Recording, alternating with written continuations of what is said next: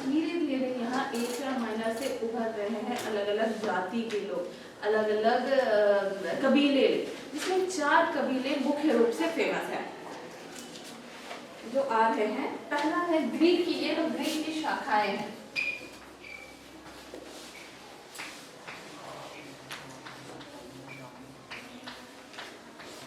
चार जातियां उभर रही हैं, ठीक है। यूनान,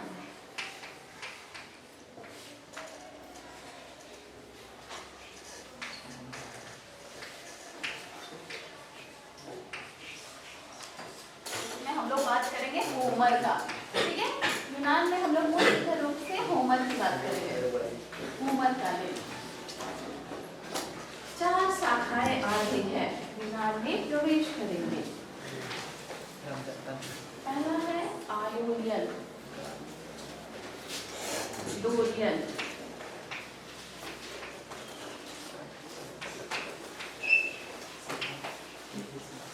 पहली डोरियन शाखा है। दूसरा है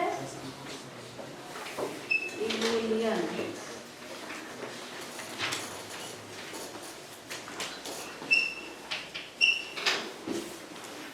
तीसरी शाखा है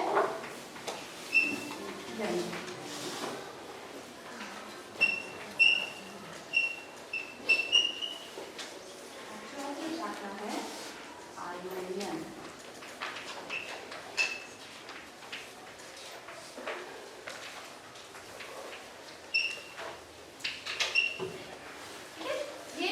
शाखाएं मुख्य रूप से यूनान के आसपास के क्षेत्र में लगातार आक्रमण करेगी, जिसमें मुख्य रूप से ये आयोनियन वाले लोग प्रबल रूप से अपना जो क्षेत्र है उसको हथियाने में सफल हो पाएंगे और यूनान फिर से एक परिचित होगी अन्य जाति के साथ जो कहलाएगा आयोनियन, ठीक है। अब हम लोग धीरे धीरे क्या करते हैं, अब हम लोग देख रहे हैं ना कि ये जो समय है, टाइम है, क्रीट की सभ्यता चूंकि खत्म हो चुकी है, क्रीट के बाद अब एक समय ही आ रहा है, कालखंड, जिसको हम लोग बोल रहे हैं वो होमर के काल से जाना जा रहा है।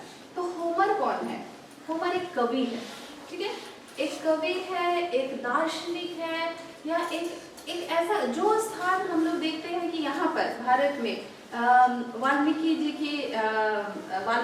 को प्राप्त है ना। वाल्मीकि जी ने क्या लिखा है? रामायण। तो हमारे देश में जिस तरीके का स्थान रामायण को मिला है, यूनान में ऐसा ही स्थान मिला हुआ है होमर को। होमर एक कवि है और होमर ने दो अपने संग्रह लिखे हैं, कविताएं लिखी है, जिसमें पहला नाम है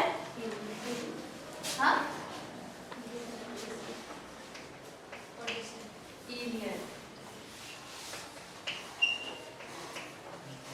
दूसरा है ओडिसी, ठीक है। ये दो काव्य संग्रह रहे हैं उसको, और ये दोनों संग्रह ये जो रहे हैं ना, एक तरह से ये माने जाते हैं यूनान के बाइबल के रूप में इनको स्थान मिला हुआ है।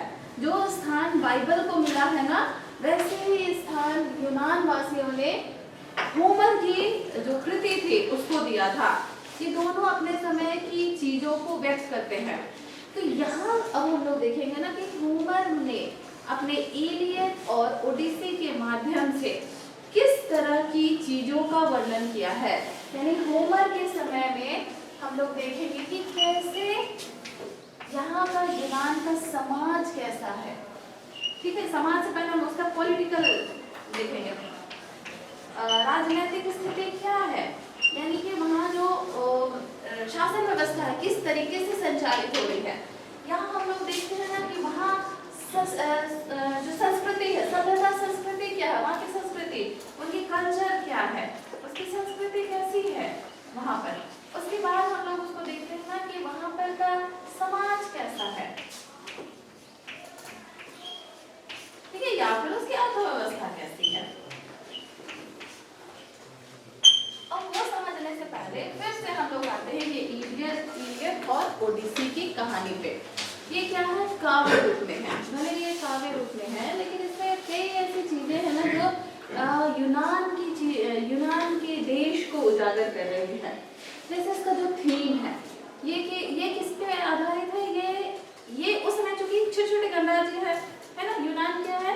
यूनान भी अपने आप को, ये पहली बार अपने आप को गणतंत्र यानी रिपब्लिकन स्टेट के रूप में अपने आप को स्टैब्लिश कर रहा है। यूनान के लोग बहुत अच्छे यहाँ पर यहाँ देखिएगा, इधर आसपास, यहाँ पर भूमध्य सागर के आसपास के क्षेत्र में ये लोग स्थित हैं, इसीलिए यहाँ पर के लोग बहुत अच्छे नेवल आर्मी, इनकी आर्मी बहुत स्ट्रांग है, नेवी बहुत स्ट्रांग है, ये इनकी आर्मी स्ट्रांग है और ये बहुत अच्छे नाविक रहे हैं अपने समय के। ठीक है, तो ये रहा है।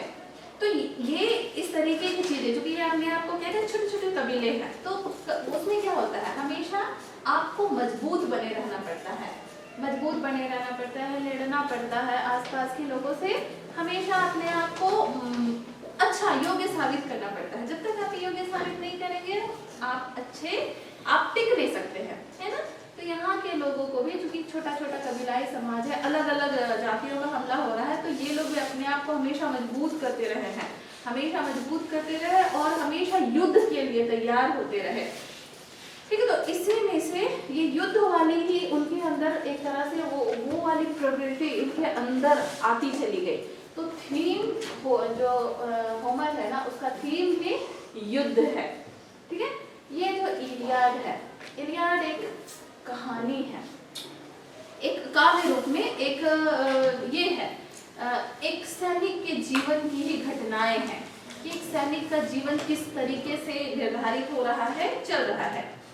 ये इलियाड में एक युद्ध का वर्णन करता है जिसको बोला गया है ट्रॉय युद्ध।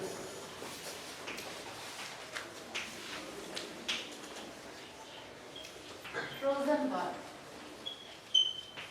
ठीक है, ट्रॉय युद्ध का वर्णन मिलता है। ट्रॉय युद्ध ये यूनान के इतिहास की बहुत बड़ी घटना है। ठीक है, ट्रॉय एक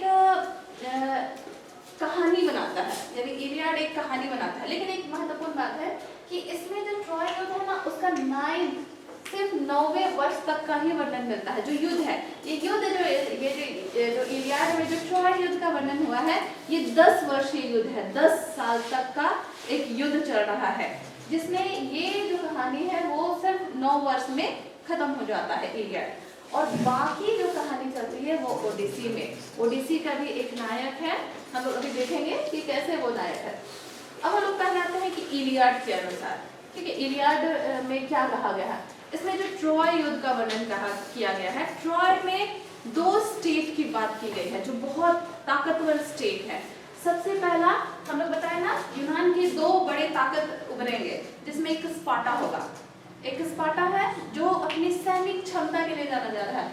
वहाँ के सैनिक बहुत अनुशासित हैं, बहुत डिसिप्लिन वाले हैं, बहुत ताकतवर हैं। और ये जो स्पार्टा था ना, स्पार्टा में था कि आप जन्म से ही सैनिक होते थे। वहाँ से महिलाओं से ये अपेक्षा की जाती थी वो अच्छे बच्चों को जन्म दे, स्वस्थ बच्चों को जन्म दे। वहाँ हर किसी के लिए सैनिक बनना या आर्मी ज्वाइन करना अनिवार्य था। हर आदमी को, एक मेल पर्सन को हर हाल में एक सैनिक जीवन से गुजरना ही पड़ता था। 7 साल की उम्र से उसकी शिक्षा शुरू हो जाती थी और उसको पूरा मिलिट्री शिक्षा दी जाती थी। यहाँ देखें ना, सैनिक स्कूल है, सैनिक स्कूल देखे हैं, झारखंड में है, तिलैया में। ठीक है, यहाँ पर सैनिक स्कूल में ना बच्चों को बचपन से ही सैनिक बनने की प्रेरणा दी जाती है, शिक्षा दी जाती है। उनके जो जितनी पूरा पढ़ाई होगी ना, पूरा मिलिट्री टाइप की होगी।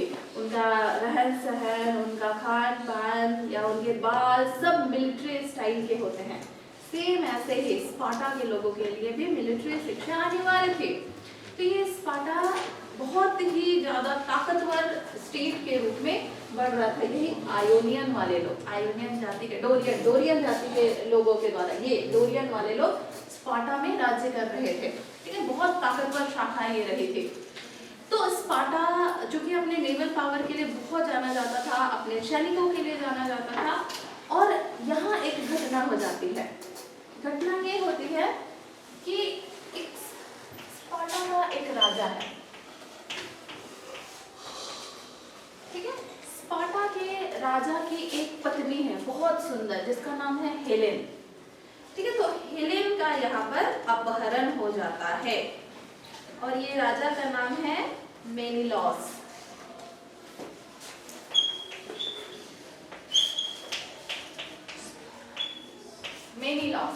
मेनिलॉस की जो पत्नी है उसका नाम है हेलेन। हम ट्रोजन वॉर का बात कर रहे हैं। हाँ, ये युद्ध की पृष्ठभूमि कैसे बन रही है?